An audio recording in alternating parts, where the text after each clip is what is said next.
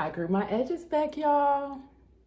Hi, and welcome to Dr. KJ's Age Perfection. I'm Dr. Khadija Johnson. I'm going to show you what exactly I did to grow my edges back. So first off, this is how my hairline looked in April.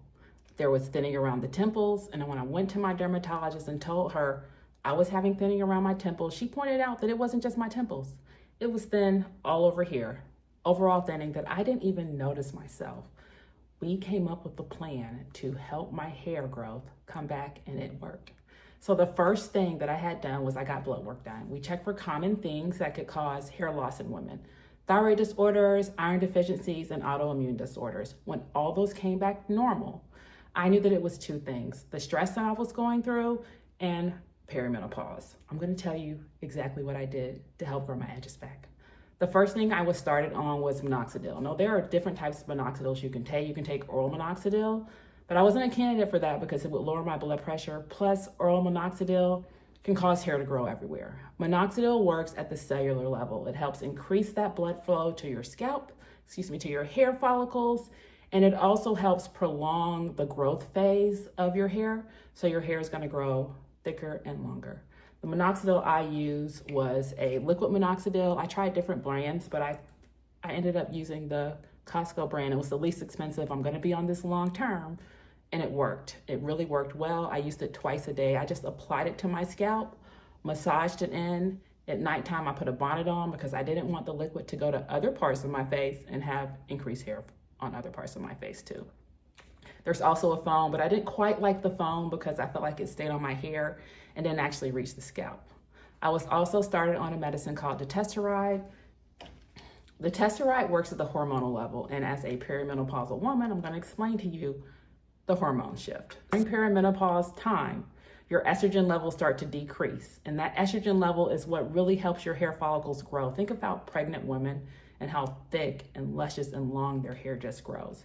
As those levels start to decrease, the other hormone level that's there, your dihydrotestosterone, starts to take over. And that dihydrotestosterone level is not the best for our hair follicles. It starts to make them shrink. It can miniaturize them until you have hair that is thinner. It doesn't grow in the, it's not in that growth phase quite as long, and your hair may have some thinning and some shedding. This medicine helps by blocking the enzymes that produce the DHT. It's a great adjunct. It's used off-label for female pattern hair loss.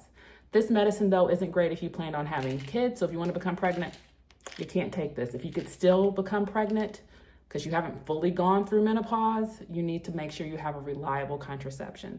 There are other medicines that work as anti-androgens like spironolactone, but I wasn't a candidate for them either because they lowered my blood pressure. My blood pressure is already a little bit low.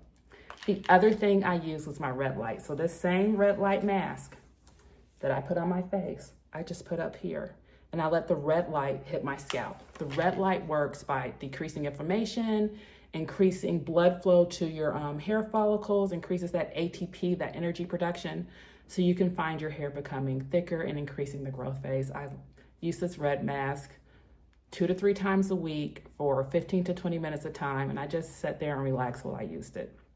The other thing I used was Nizoral Shampoo. Nizoral or ketoconazole helps decrease the androgen production at the follicle level, your hair follicle level, topically. So I tried this. I use this because, once again, it's the androgen that is causing this hair loss, that DHT, that dihydrotestosterone. Another thing that I started were the Nutrafol vitamins. The Nutrafol vitamins are great because they have things like ashwagandha, saw palmetto, vitamins and minerals like zinc, vitamin D, biotin, and it also has collagen to help support your hair growth, to help all the building blocks for the hair that we need. However, I didn't quite take it. I kept forgetting to take it, and then I stopped completely. But since this is proven to help hair loss in women, that stress-related hair loss, that androgen-related hair loss, I'm going to restart it. So this is what I did to help grow my edges back. If this is happening to you, you're not alone. I am a doctor, but I'm not your doctor. So I want you to see your doctor, get labs, get a personalized plan. This is what worked for me. Letting you know, because this is something we need to talk about more. Hair loss, it is stressful. I want us to care for ourselves, care for our bodies, and get the help we need. I hope this helps, and don't forget to like and subscribe.